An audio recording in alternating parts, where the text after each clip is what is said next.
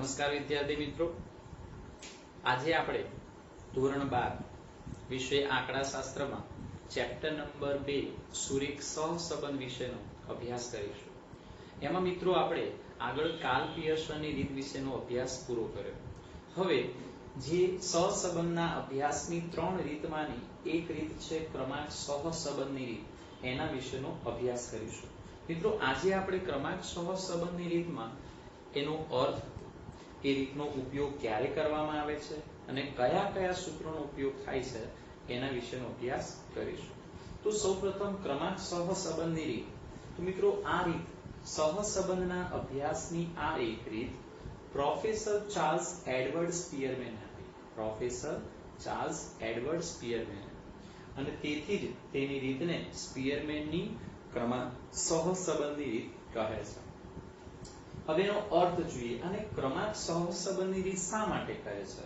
તો મિત્રો આ રીતમાં ચલના પ્રાપ્તાંકોના સ્થાને તેના ક્રમનો ઉપયોગ થતો હોવાથી તેને ક્રમાંક સહસંબંધની રીત કહે છે.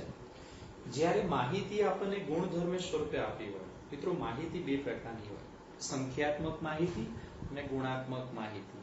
જ્યારે માહિતી ગુણધર્મ સ્વરૂપે આપી હોય ત્યારે આ રીતનો ઉપયોગ થાય છે. પરંતુ કેટલીક વાર જો માહિતી સંખ્યાત્મક સ્વરૂપે પણ આપી હોય તો તેને પણ ક્રમ આપી અને આ રીતનો ઉપયોગ કરી શકાય છે. તો જ્યારે માહિતી ગુણધર્મ સ્વરૂપે આપી હોય ત્યારે આ રીતનો ઉપયોગ થાય છે. મિત્રો પ્રશ્ન એ થાય કે ગુણધર્મ એટલે શું? તો જેને માપી શકાય નહીં કે જેને સંખ્યામાં દર્શાવી શકાય નહીં તેવા લક્ષણને ગુણધર્મ કહે છે. દાખલા તરીકે હોશિયારી, પ્રામાણિકતા, ચતુરાઈ, કાર્યદક્ષતા, ગરીબાઈ વગેરે. ક્રમાંક સહસંબંધની રીતના બે સૂત્રો છે, સૂત્ર નંબર 1 અને સૂત્ર નંબર 2. પણ કેટલીક વાર થાય કેવું કે આપણે ક્રમાંક સહસંબંધની રીતનો અભ્યાસ કર્યો પણ દાખલામાં ક્યારે ક્રમાંક સહસંબંધની રીતનો ઉપયોગ કરવો એ આગળ જતા જ્યારે બધી મેથડ ચાલી જાય છે ત્યારે આપણને ઓછો ખ્યાલ આવતો હોય છે. તો એના માટે મેં બે સ્ટેપ લખ્યા છે કે ક્રમાંક સહસંબંધની રીતનો ઉપયોગ ક્યારે થાય, કેવો દાખલાની રકમ કેવી હોય તો ક્રમાંક સહસંબંધની રીતનો ઉપયોગ કરવાનો. તો પહેલું, જો તમને સ્પષ્ટપણે સૂચના આપી દે કે ક્રમાંક સહસંબંધની રીતથી સહસંબંધાંક ગણો તો વિચારવાનું જ નથી, આ મેથડનો જ ઉપયોગ થશે. પરંતુ કેટલીક વાર તમને સૂચના એવી આપે સહસંબંધાંક ગણો, પણ જો એ દાખલામાં તમને આપેલા બે કોલમ જે છે એ x અને y ની જગ્યાએ તમને ક્રમના કોલમ આપે, એટલે કે તમને rx અને ry નું કોલમ આપે, rx ry નિર્ણાયક 1 આપેલા ક્રમ અને 2 આપેલા ક્રમ, તો ત્યારે તમારે ક્રમાંક સહસંબંધની રીતનો ઉપયોગ કરવાનો. તો આના ઉપરથી આપણને સ્પષ્ટ ખ્યાલ આવ્યો કે ક્રમાંક સહસંબંધની રીતનો ઉપયોગ ક્યારે થાય. જોરથી બોલજે. તો જ્યારે દાખલામાં ક્રમ આપ્યા હોય ત્યારે, અથવા દાખલાની અંદર સ્પષ્ટ સૂચના આપવામાં આવે ક્રમાંક સહસંબંધની રીતનો ઉપયોગ કરો ત્યારે આ રીતનો ઉપયોગ કરવામાં આવે છે. હવે આગળ એક થિયરીનો પ્રશ્ન લખ્યો છે કે અવલોકનોમાં ગાંઠ એટલે શું? તો સામાન્ય શબ્દોમાં કહીએ તો અવલોકનોમાં ગાંઠ એટલે જ્યારે કોઈ પણ ચલ કિંમતમાં કોઈ અવલોકન એક કરતા વધારે વખત આવતું હોય, એટલે કે સમાન આપ્યું હોય તો ત્યારે તેને અવલોકનોમાં ગાંઠ પડી કહેવાય. અર્થ તરીકે જોઈ દેવું કહ્યું છે કે ક્રમાંક સહસંબંધની રીતમાં કોઈ અવલોકન એક કરતા વધુ વખત પુનરાવર્તન પામતું હોય તો તેને અવલોકનોમાં ગાંઠ પડી કહેવાય. હવે આપણે એના જે બે સૂત્રો છે એની સામાન્ય સમજ કેળવીએ. સૌથી પહેલું છે કે જ્યારે દરેક અવલોકન એક જ વખત આવતું હોય તો એને મેં બ્રેકેટમાં લખ્યું છે સામાન્ય દાખલા, એટલે કે સરળ દાખલા. જ્યારે દરેક અવલોકન એક જ વખત આવતું હોય તો તેને ક્રમ આપવાનું કાર્ય એકદમ સરળ છે. તો અહીંયા તમને સૂત્ર સમજાય એના ભાગરૂપે મેં એક ઉદાહરણ લખ્યું છે. તો એને સૌપ્રથમ આપણે ક્રમ કેવી રીતે આપવા એની સમજ કેળવીએ. તો સૌથી પહેલા જોઈએ કે તમને ચલ x અને y ની માહિતી આપેલી છે. તો x ઉપરથી સૌપ્રથમ rx શોધવાના, y પરથી ry શોધવાના. મિત્રો rx એટલે શું? r એટલે રેન્ડમ, x ના આપેલા ક્રમને rx કહેવાય અને y ના આપેલા ક્રમને ry કહેવાય. તો સૌથી પહેલા x ના કોલમમાં જોઈએ કે સૌથી મોટી કિંમત કઈ છે. તો સૌથી મોટી કિંમત 53 છે. તો એની સામે 1 નંબર.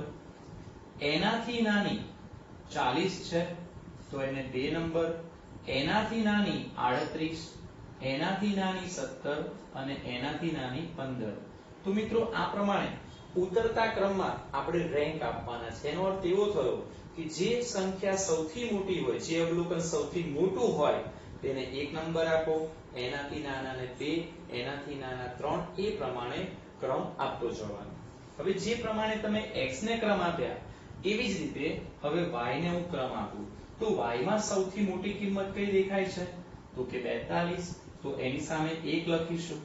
એનાથી નાની તો 35, એનાથી નાની 27, એનાથી નાની 20 અને એનાથી નાની 18.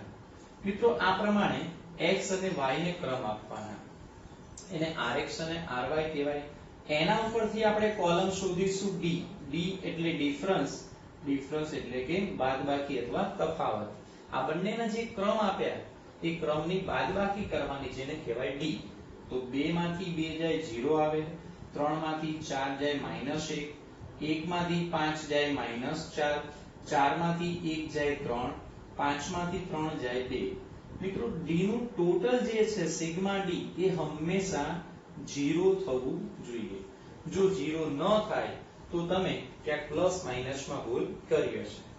તો 4 ને 1 5 -5 થયા, 3 ને 2 5, 5 - 5 0.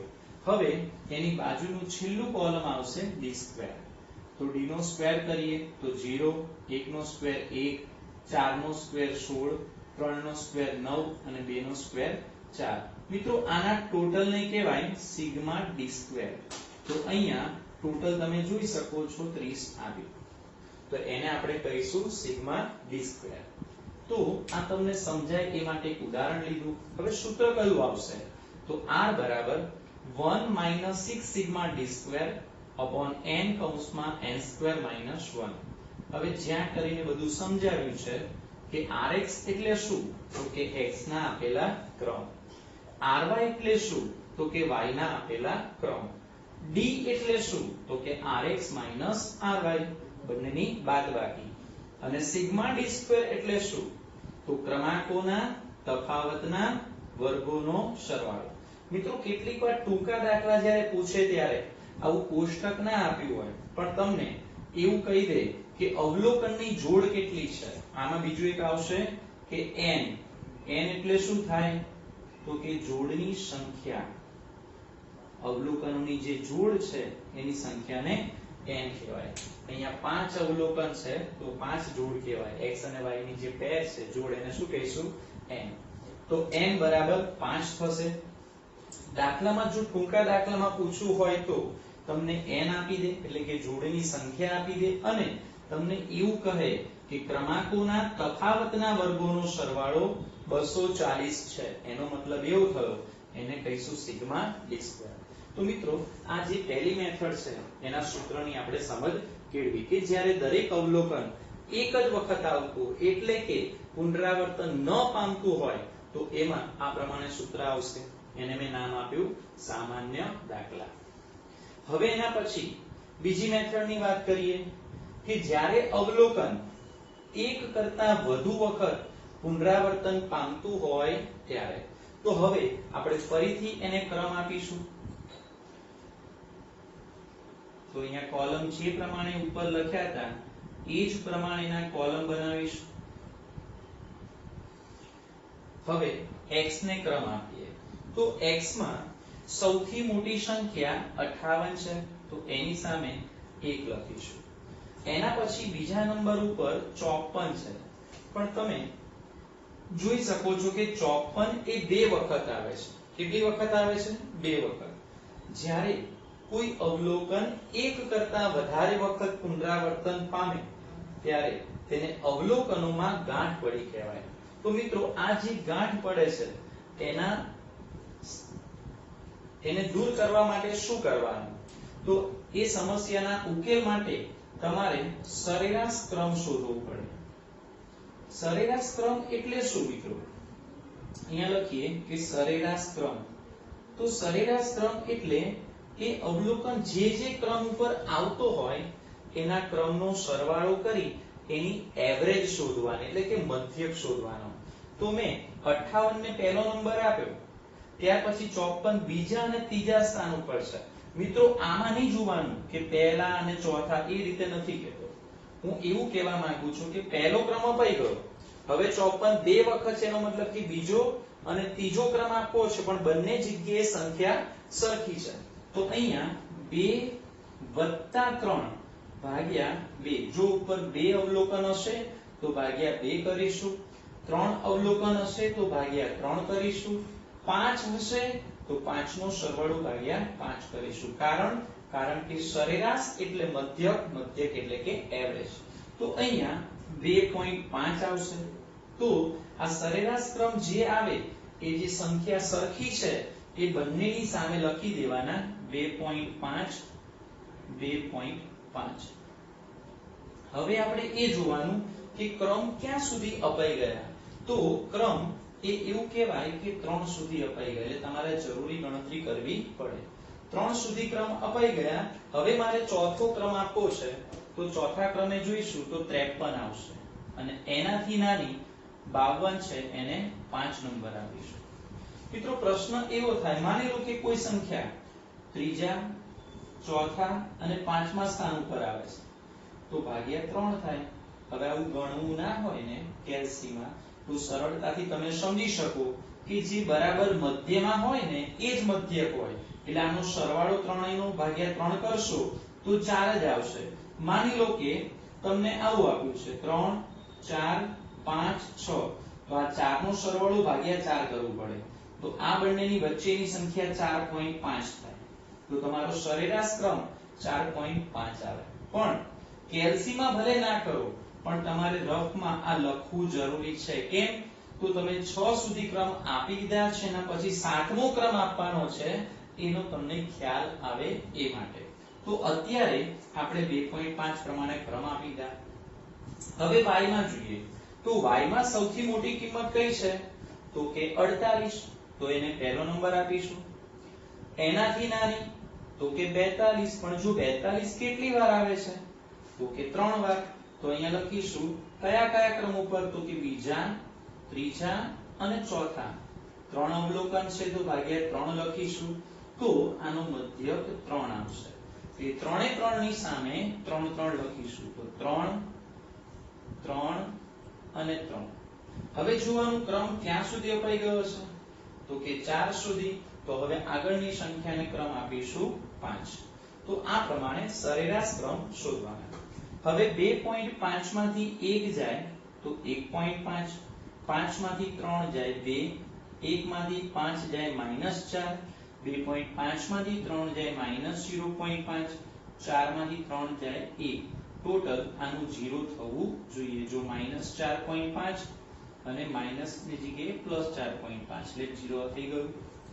હવે d સ્ક્વેર માં આનો સ્ક્વેર કરવાનો. 1.5 નો સ્ક્વેર 2.25, 2 નો સ્ક્વેર 4, 4 નો 16, અહીંયા 0.25 અને 1. પછી જે ટોટલ આવે એને સિગ્મા d સ્ક્વેર કહીશું. તો આ દાખલામાં અને આ દાખલામાં તમને બંનેમાં ભિન્નતા સમજાઈ ગઈ હશે કે અહીંયા દરેક અવલોકન એક જ વાર આવે છે, જ્યારે અહીંયા અવલોકન એક કરતા વધારે વખત પુનરાવર્તન પામે છે. તો આ પ્રમાણે રેન્ક આપી અને આગળના કોલમ ગણવાના. પરંતુ બીજી એક વિશિષ્ટતા એ છે કે અવલોકન પુનરાવર્તન પામતું હોય ત્યારે તમારે આ પ્રમાણેની કોષ્ટક દ્વારા ગણતરી કરવી પડશે. તો અહીંયા મેં હેડિંગ આપ્યું છે કે પુનરાવર્તન પામતું અવલોકન. બીજું છે પુનરાવર્તન પામતા અવલોકનની સંખ્યા, મતલબ કેટલી વખત પુનરાવર્તન પામે છે, એને કહેવાય m. અને છેલ્લું છે કે m1 m/12.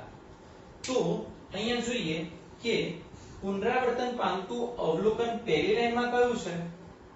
તો જોઈ શકાય છે કે 54 છે. તો અહીંયા હું લખી દઉં 54. એના સિવાય બીજું કોઈ છે એમાં? ના. બીજામાં જોઈએ. બીજામાં અવલોકન કયું છે? તો કે 42. હવે અહીંયા એવું કે છે પુનરાવર્તન પામતા અવલોકનની સંખ્યા એને m કહીશું. 54 એ કેટલી વાર આવે છે તો કે 2 વાર. તો અહીંયા લખીશું 2. 42 એ 3 વાર. તો અહીં લખીશું 3. અને હવે અહીંયા એ વેલ્યુ ને આધારે ગણતરી કરીશું. તો m બરાબર 2 હોય તો 2 નો ઘન 8 થાય માઈનસ m બરાબર 2 છેદમાં 12. 8 માંથી 2 જાય 6. 6/12 બરાબર 0.5. 3 છે તો 3 નો ઘન 27 થશે. 27 માઈનસ 3/12 બરાબર 24/12 બરાબર 2. અને આના સરવાળાને કહીશું CF. આ બંનેનો સરવાળો 2.5.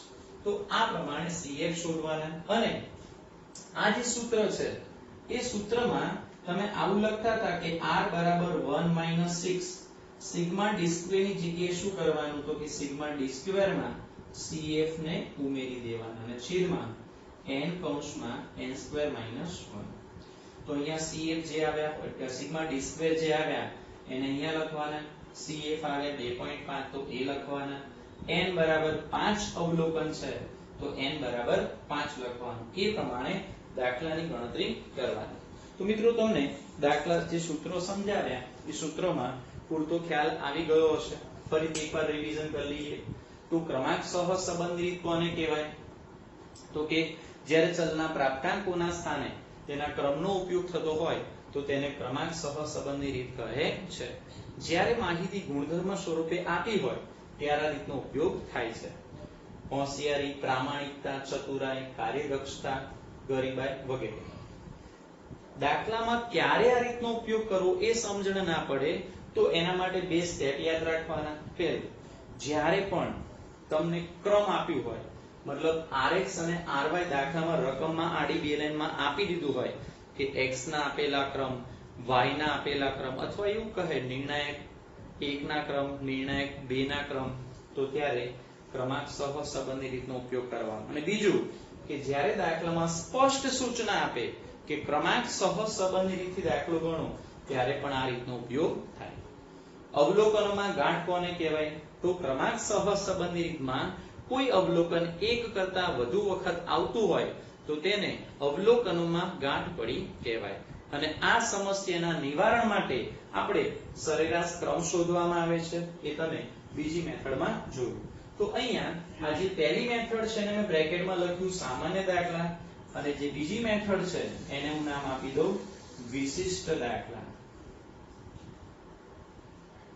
તો મિત્રો સરેરાશ ક્રમ કેવી રીતે આપવાનો, આ કોષ્ટક કેવી રીતે બનાવવું એના વિશેનો સામાન્ય ખ્યાલ આપણે પહેલા લેક્ચરમાં શીખ્યા. હવે નેક્સ્ટ લેક્ચરમાં જે સામાન્ય દાખલા છે મતલબ દરેક અવલોકન એક જ વખત આવતું હોય એવા દાખલા કેવી રીતે ગણવા એનો અભ્યાસ કરીશું. ધન્યવાદ.